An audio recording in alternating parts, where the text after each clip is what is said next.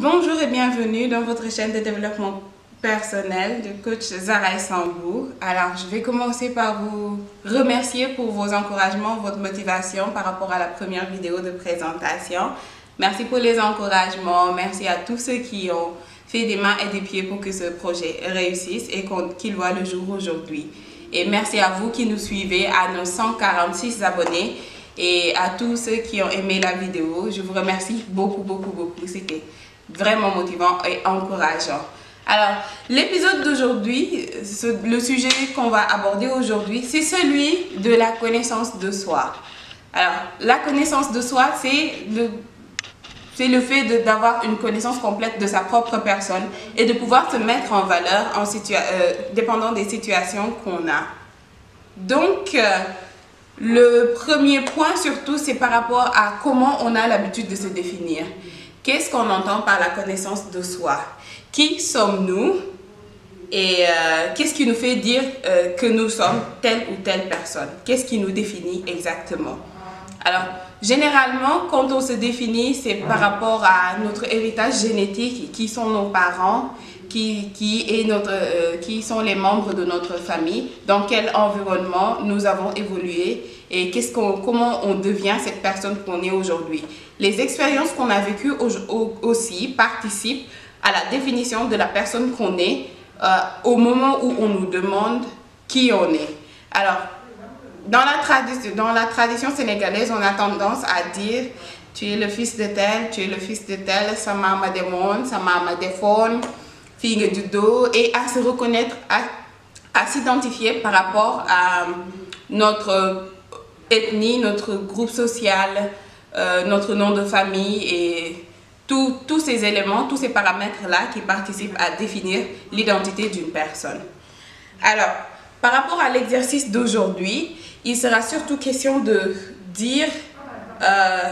se définir par rapport à certains types de traits de caractère de notre identité qui nous permettent d'évoluer peut-être dans le monde professionnel ou bien dans notre environnement social qui on est.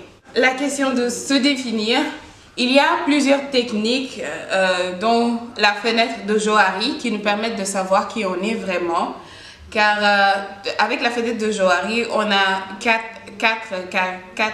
fenêtres différentes. La zone publique, celle qu'on a de nous, cette opinion qu'on a de nous et que les autres peuvent voir de nous. Il y a la zone secrète, ce qu'on sait de nous-mêmes et ce qu'on sait de nous-mêmes et ce que les autres ne savent pas de nous. Il y a aussi la zone aveugle, c'est la partie de notre personnalité ou bien de notre personne que les autres voient mais que nous, on n'a pas forcément conscience.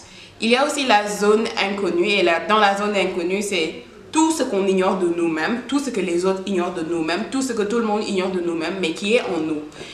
C'est une bonne technique qu'on peut tester pour se connaître. Il y a aussi la technique du SWOT. Strength, Weakness, Opportunity and Threat, les menaces. Alors, avec le SWOT, on a ses forces, ses faiblesses, les opportunités et les menaces qui nous guettent en général.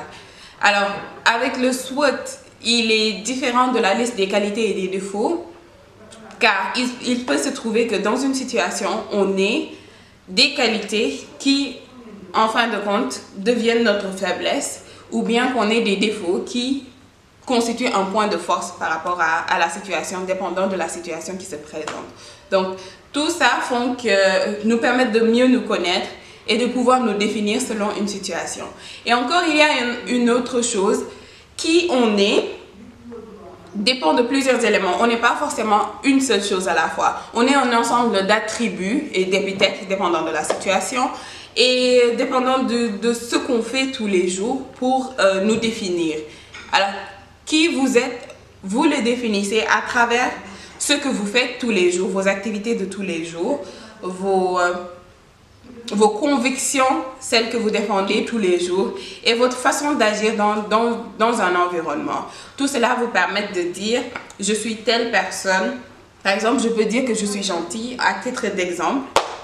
Oui, pour vous qui me connaissez, oui, c'est un exemple comme tant d'autres, car je fais des choses gentilles tout au long de ma journée. Alors, des exemples comme ça vous permettent de dire c'est ça qui me définit par rapport à telle autre chose. Et à force d'essayer, on apprend à voir qui on est vraiment, car on finit jamais d'apprendre qui on est réellement. Alors, une autre chose, c'est quand on nous demande qui on est. Dépendant de la situation, c'est surtout pour ce qui est le cas des entretiens d'embauche, on nous demande qui vous êtes pour pouvoir le définir par rapport à la demande à laquelle on est en train de répondre, par rapport au poste qu'on est en train de rechercher. Qu'est-ce qui fait que notre personnalité ou bien notre personne correspond à la demande de l'entreprise qui veut nous recruter et quels sont les points qu'on doit mettre en valeur pour pouvoir dire que c'est ça que nous venons mettre en valeur, mettre en exergue pour pouvoir exercer telle ou telle fonction dans telle ou telle entreprise. Alors voilà en quelque sorte des points qui nous permettent de définir qui nous sommes, qu'est-ce qui nous définit vraiment, et car ce n'est pas forcément ce que les choses avec lesquelles les autres nous définissent que nous devons vivre, mais nous devons avoir notre propre définition de nous-mêmes. C'est le sujet que nous abordions aujourd'hui et je vous remercie de votre attention. Je vous souhaite de bien réfléchir sur ce thème, d'essayer ces exercices sur la fenêtre de Johari et aussi de faire votre propre SWOT pour vous permettre de mieux vous connaître et de mieux vous faire valoir dépendant de la situation où vous êtes. Merci de votre agréable attention. Je vous souhaite une excellente journée et bonne fête de l'indépendance.